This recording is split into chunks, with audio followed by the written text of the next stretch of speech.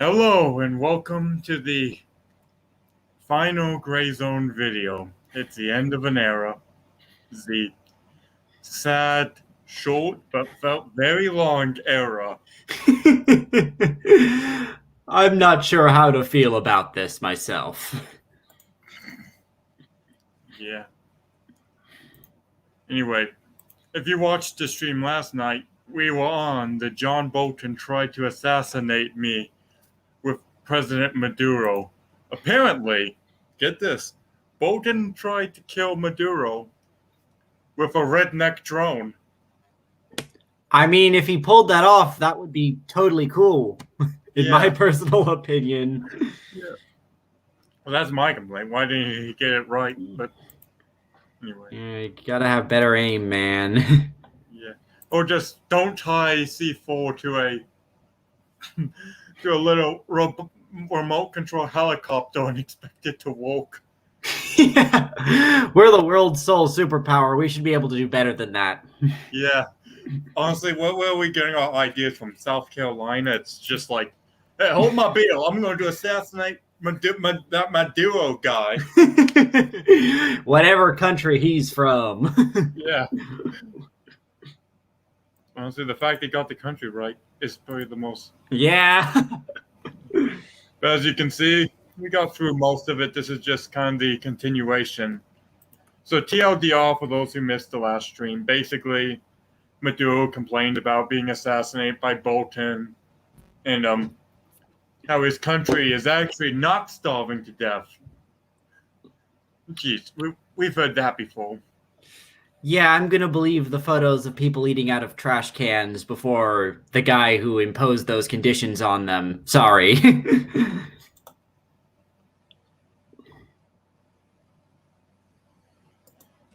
kinds of things. I also know that your government's taken steps to crack down on corruption. For example, against Rafael Ramirez, PDVSA executive who was an ambassador and is now still in the U.S. I think he's accused of stealing hundreds of millions of dollars. What could you tell the U.S. public about these allegations of corruption and about efforts you're undertaking against them? Es un tema sensible. That's a sensitive issue. It's a pending issue. It's a sensitive issue because if he was actually on an anti-corruption campaign, it would be a little hard to do. Yeah. While we're at it, let's put the mafia at the head of an anti-crime campaign. Yeah. I mean, it would get rid of the competition. It would get rid of his competition. I guess that's the one good thing. Yeah. For the Bolivarian Revolution. Without a doubt, we have given a tremendous battle against the rotten culture of corruption. Against corrupt officials, we have given a tremendous battle. First, Commander Hugo Chavez. Wait, is this a corrupt civil war or something going on? Like, my guess is as good as yours. I don't. Who can out-corrupt each other? Yeah, it's like, we're here. We're going to get rid of these corrupt officials. They're not as corrupt as us, but we're going to get rid of the slightly less corrupt. The slightly less corrupt people. Yeah. Hey, I guess if any corrupt people are out of the picture, they see that as a win. Yeah. And then it was my turn. It is a bitter battle. It has been up to me to carry out orders, following impartial and scientific investigations, to carry out orders given to me by the Attorney General and the courts to imprison ministers. And I've sent them to jail, several ministers. Up to me to imprison high-level officials from PDVSA, for example, where we revealed a mafia. Well, they actually did put seems like they are actually putting mafia bosses into control of the government. Who would have thought? Yeah. Trust me, bro. They're the good mafia bosses, not the bad ones. Yeah. Just like, don't worry, those are good Taliban leaders, not the bad ones. Yeah. Yeah, the good Taliban leaders, as in the ones we released in exchange for that guy who went over. I'm not sure if you remember that. Yeah. No. These are the Taliban fighters are the ones fighting ISIS, not the one that sided with them. So they're much better. Yeah. Guns. You mentioned Rafael Ramirez. He's the biggest mafioso, the biggest thief. It pains me to say it because he was with us. Chavez trusted him. And he mocked and betrayed Chavez's trust. Now he lives in a massive palace in Italy, protected by the US government. Because that's another thing. All the corrupt people we discover here end up fleeing. They go live in Miami, in Florida. Not just corrupt public officials, but corrupt people in the private sector. How many of the... I was going to say, how many... Yeah, I'll let you go first. No, I was just going to say, how many of those originally were Chavez's brave and trusted associates before they went bad with the money they were able to make under his protection? Yeah. Seems a bit suspicious, is So all. how many of these people aren't actually corrupt officials and aren't just political enemies that have corruption tied? I'd say a fair amount, most likely, Yeah. given that they probably can't compete in corruption with the guy who is literally bribing people with food to vote for him.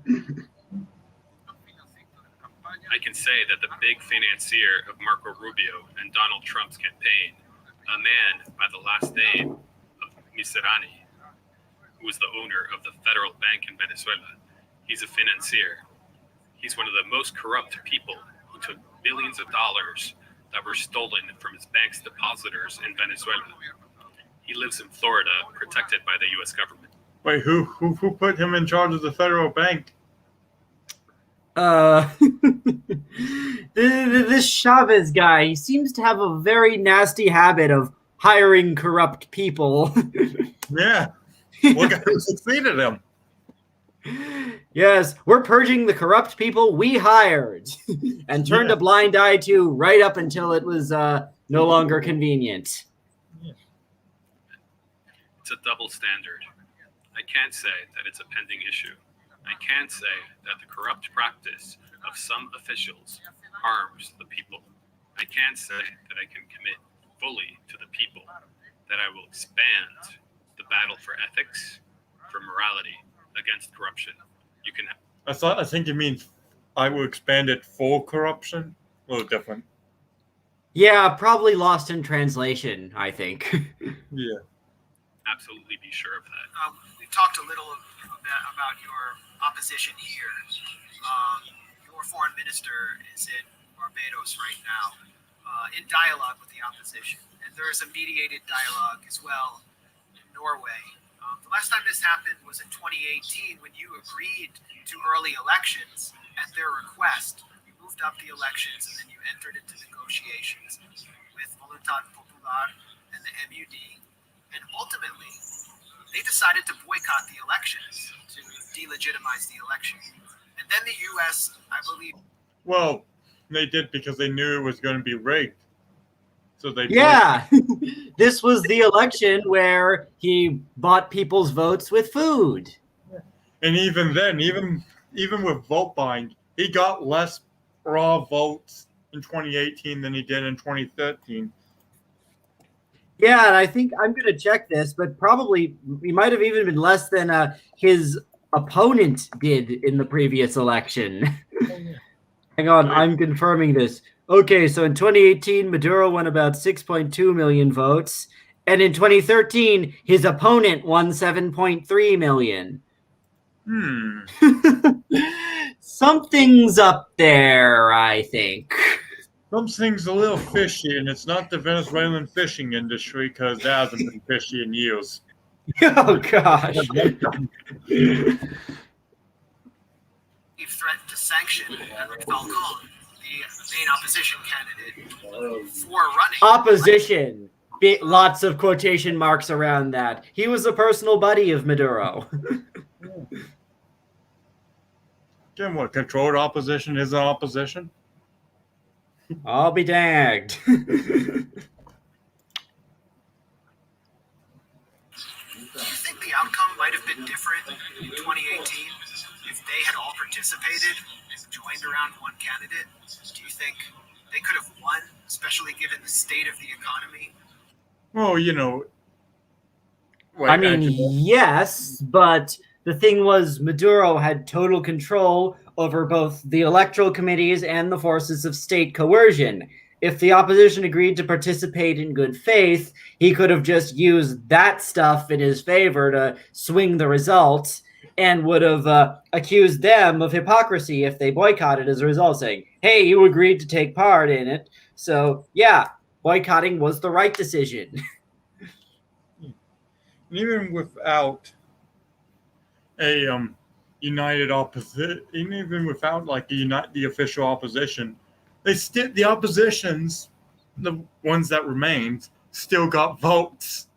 Yeah, people were still willing to brave all the threats and bribery and turn out against Maduro's opponent. But again, even boycotting is pretty much in this case tantamount to voting against the leader. They just know their votes wouldn't have been fairly counted otherwise. Under sustained U.S. attack. And I guess another part of the question would be, do you see any hope for this dialogue when they're demanding early elections again? What is the point? The opposition has always been like that, and the world should know this. First of all, the opposition isn't in charge of itself. They have owners, they have bosses. These owners, these bosses, unfortunately, are in Washington. It's not an independent opposition with its own positions.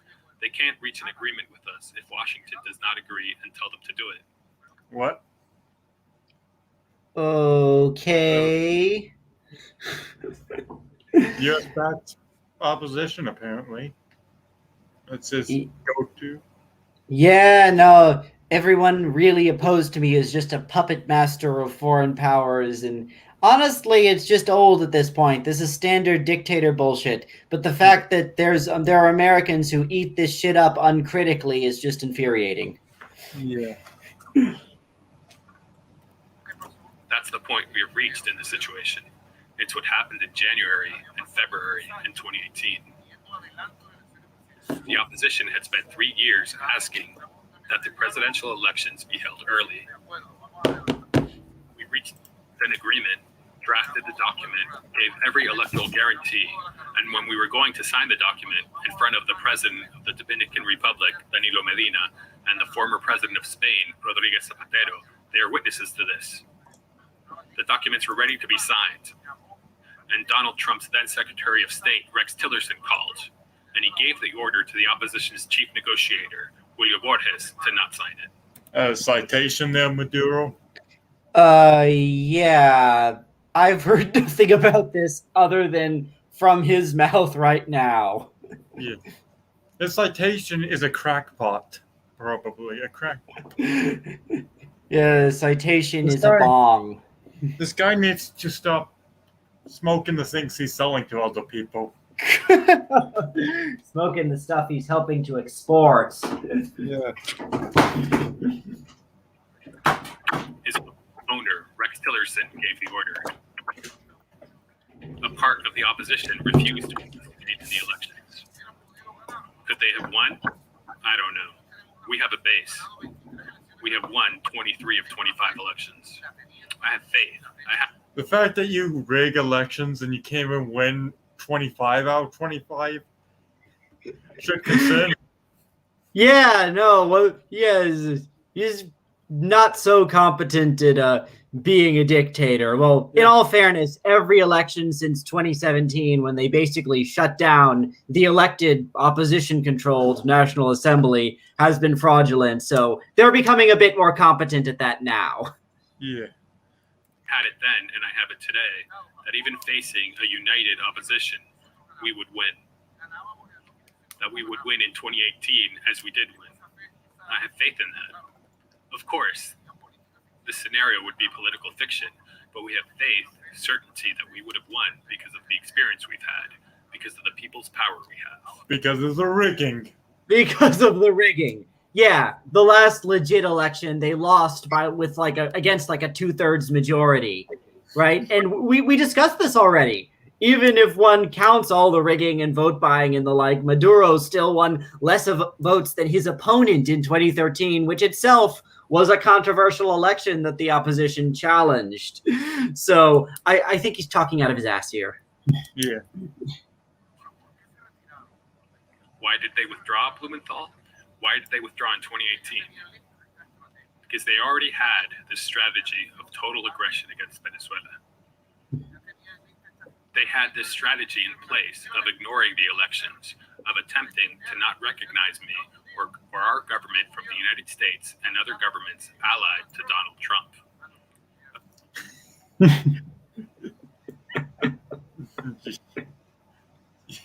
Does Donald Trump live rent-free in this guy's head? I guess so. Yeah. You see him as like the malign hand behind everyone who opposes him.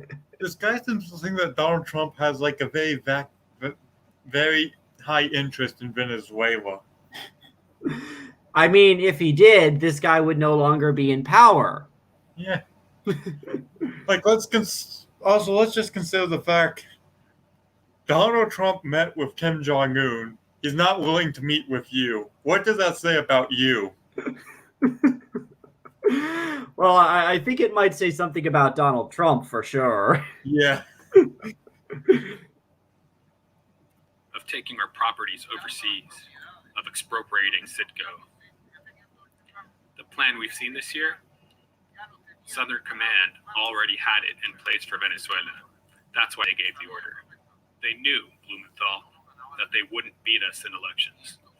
They weren't going to run the risk of losing elections and giving strong legitimacy to the Bolivarian government of Venezuela.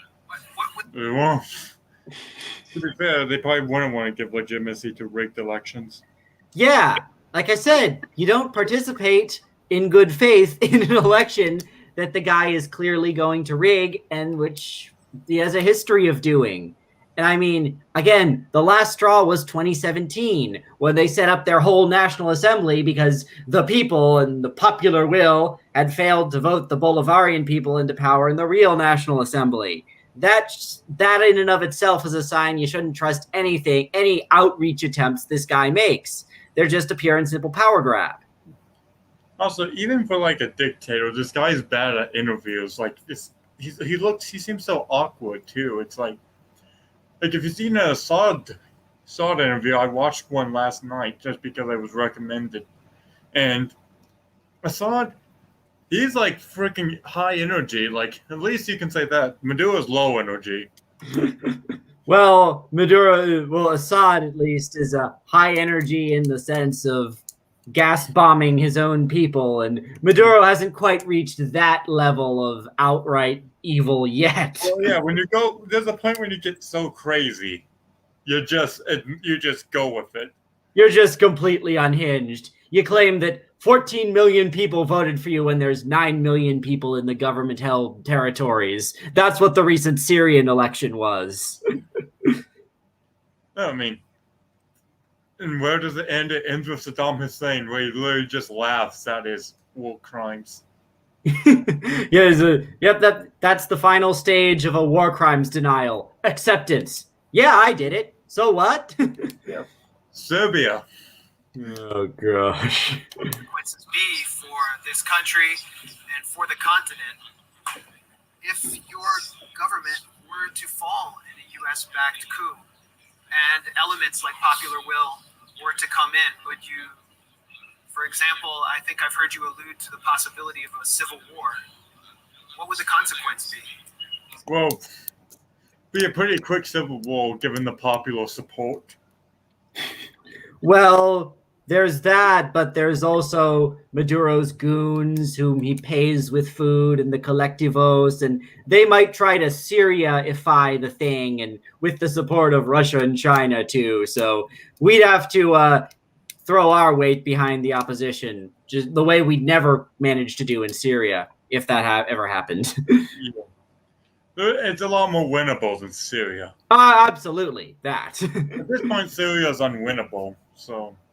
Yeah, sadly, we missed several perfectly good chances to win it. But no, Obama was a war criminal. Yes, he was an imperialist or whatever, and I I don't even know what they say about him now. If something like that happened, I think it's unlikely. An overthrowing of the revolutionary government would cause a national, people's, civil military uprising, a general insurrection. It would lead to an even more radical revolution that would take a different path. You could be sure of that. Or it would just kind of fall apart after like a year because there's no one to, bribe people with food anymore when there's when they're literally up in arms against you. You're past that point by then. It is civil military uprising, meaning his leftover goons will fight to serve the special privileges he grants to them. Latin America would enter a revolutionary phase with a different strategy. A different phase because we will never surrender. We will never give in. Honestly, the only thing you have to do to get like a majority of his goons to go with you is to just let them keep their privileges. I mean, like, literally. That's probably what would have happened if this ever occurred. Is that... Yeah, just tell him, okay, we're not going to take the stuff you got away, and boom, he's gone. He's out of the picture. And we will never surrender, even to the will of our own people. Stuff like that happens a lot of times. Like, this is, like, former regime officials to an overthrown regime are just put back into power. This is just stuff that always happens. Yeah, it's sad, but it can be useful if you want to get rid of them. We will always fight. And when I say we, I mean humble people. The millions of Venezuelans who have given us 23 victories in 25 elections. Those Venezuelans who are not covered by CNN or Fox News, who continuously march in support of the revolution. Which one's bigger? Again, 2/3 majority in favor of the opposition in the last legitimate election. Yeah, I'm sure there's still people who march in favor of the government because since 2017, the government has enacted laws against inciting its overthrow. It's basically forbidden to march against it. And when you pay people to march, they march a lot. Yeah, no, especially when they're marching on their stomachs, so to speak. Millions of Venezuelans who don't appear on CNN, the New York Times, the Washington Post, Fox News. They're invisible, but they exist. It must be they're invisible in the polling data, that's for sure. Their birth certificates are invisible. Their records of existence are invisible. Yes, no, mostly visible to this guy when he does drugs. Yeah. Yeah. This whole thing is just one giant drug trip he's describing right here. I wanted to go back and answer part of the last question. I act with hope and faith to establish an ongoing dialogue. It is our central proposal in Barbados to establish ongoing dialogue with an agenda that goes beyond the current circumstance. The opposition can ask and propose what it wants, and we could move forward with an agreement. We could propose and ask for what we want, and we could move forward with an agreement. Partial agreements on different issues of the economy. Partial agreements to request and demand the lifting of the U.S. blockade and sanctions. Partial agreements to offer social services and provide care for the people. Funny thing is, I think the U.S. is providing more medical and food aid than the government is. Yeah, to the point where they're turning our supply convoys away because it's imperialism or whatever. Yeah. Imperialism is when you help people. Yes, imperialism is when you give them food for something other than voting for you. Yep, real top-class imperialism right there. Yeah. Partial agreements to guarantee everything for elections that we can all participate in to renew the Venezuelan legislature. lots of agreements. But the truly fundamental thing is that at this stage in the dialogue we have with the opposition in Barbados, with support from Norway, is to set up a permanent dialogue with a permanent agenda to start showing progress in partial agreement and sovereign understanding between Venezuelans. Be easier just to shoot you, to be honest, though. I'm sure that's what a lot of people would prefer. In a video on YouTube.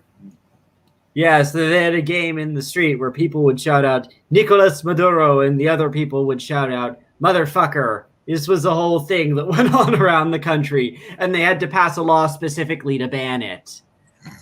So yeah, I don't think dialogue is what they want.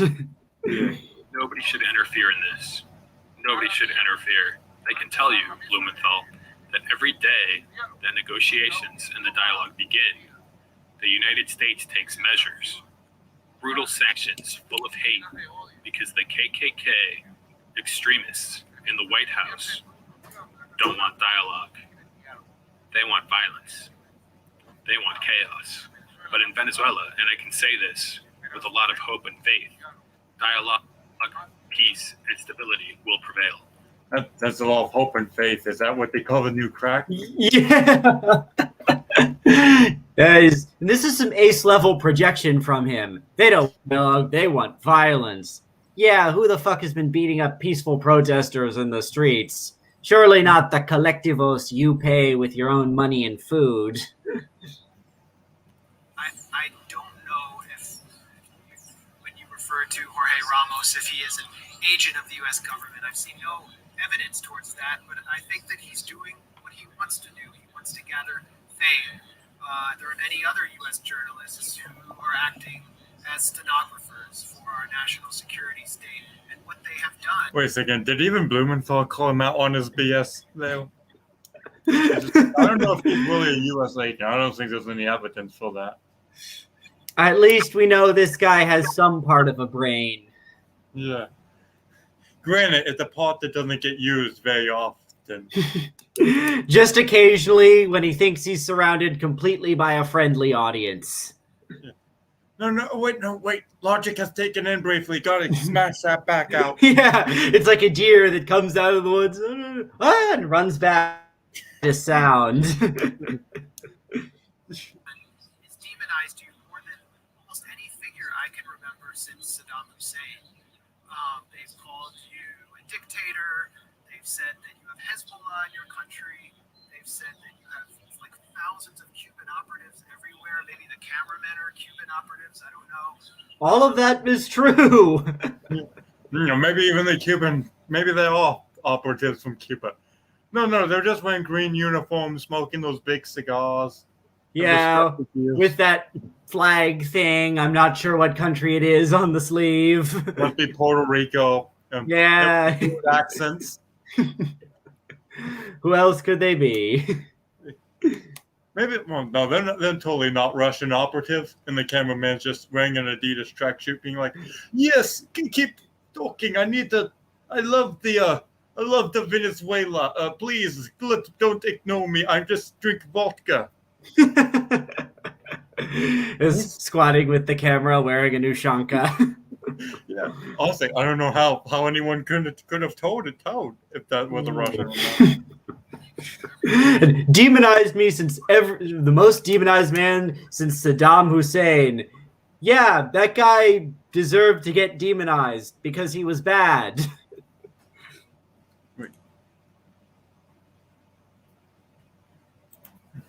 Having this interview with you and not forcing you to have an enhanced interrogation. So I want to give you this opportunity. Yeah, what is he, an opposition protester? Of course he's not going to have an interrogation. Yeah. I think it's my duty to offer this opportunity and to give the other side of the story that the U.S. media refuses to give, including much of our progressive and alternative media. I mean, here's the thing. It would be one thing if he was trying to give the other story in a critical light. I mean, that would be one thing, but playing devil's advocate, but he's clearly not playing devil's advocate. He really is not. That's not something we can ever depend on him to do. You know, like it'd be like I don't know, maybe that's how they started out, but then they got way too into it. But Sounds like it. yeah, which is for you to tell Americans who Nicolas Maduro is. How does he see himself? And what would he tell a future leader of the United States? You've called Donald Trump a Klansman, but a future leader who is willing to sit down and have a dialogue with you. Hablemos. oh well, by the way, he called Donald Trump and John Bolton Klans members. Wow. Like, sure, I mean, Donald Trump, that's an accusation in on itself. There's some controversies, but you know, he's not a Klansman. He wanted to declare the KKK a terror, but especially Bolton, like the man's definitely not a Klansman. Yeah, he's a moderate Republican in terms of his actual beliefs. He was actually the first, like, high-level Republican to endorse gay marriage, so probably not a Klansman. But again, rent-free in this dude's head. Yeah. Let's talk. I've said it to President Donald Trump in every way and in every language. If someday, in the present or the future, there were a possibility of dialogue, of respectful understanding between equals, I would be willing to shake his hand. To make progress and overcome this phase. I hope so. We believers call upon God. I hope there will be. Oh God! If God defends you people, then I'll become an atheist. Oh gosh. Same here, honestly. Yeah. I'll happily give up my religion if that's the case. What sort of God would defend this guy? Yeah. A halo of light, of hope, for dialogue, for a new kind of relationship between the United States and the Bolivarian Revolution. Also, this guy should just stop BSing about his religion. This man, this government of Venezuela has been has been trying to attack the Catholic Church for years in this country. And now he's doing this fucking faith BS.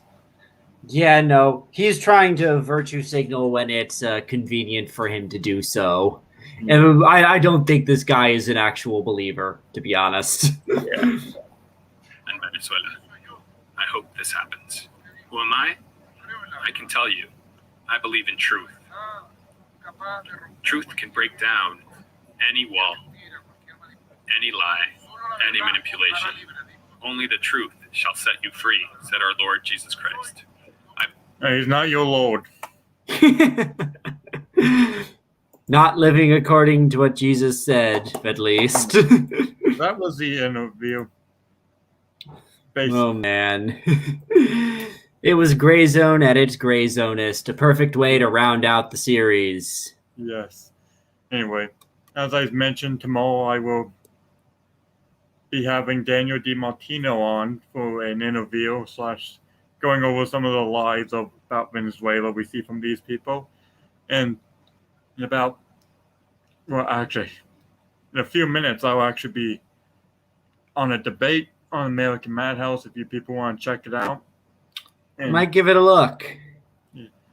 anyway, just as a final thought, do you think Maduro would become pro-U.S. if they just paid him to be pro-U.S.? Honestly, yes. Like, these guys really don't have many principles at this point. Like, if we started giving him money, of course, he would take our side. Anyway, with that, it's the end of the era. I wonder what sort of stuff we'll find next. Yeah. We'll probably find people worse in the gray zone. I'm somewhat looking forward, somewhat afraid of the sort of shit we'll dig up. All we can say for certain, if they're out there, and my God, We'll never waste an opportunity to dunk on them, though. Yeah. Like, who's worse? Like, what were you looking for? The Syrian Nazi Party? And their American Nazi allies. Yeah. Or maybe we might find neo-apartheid activists. Oh, Oh, gosh. Welcome to the internet. anyway. So that's the end of the series. Thank you all for watching. And nice to finally do videos against some people. And I guess I'll see some videos tomorrow. Of course, I'll still have the same guests I've always had on this show on here. And with that, this is a goodbye. We'll see you guys next time.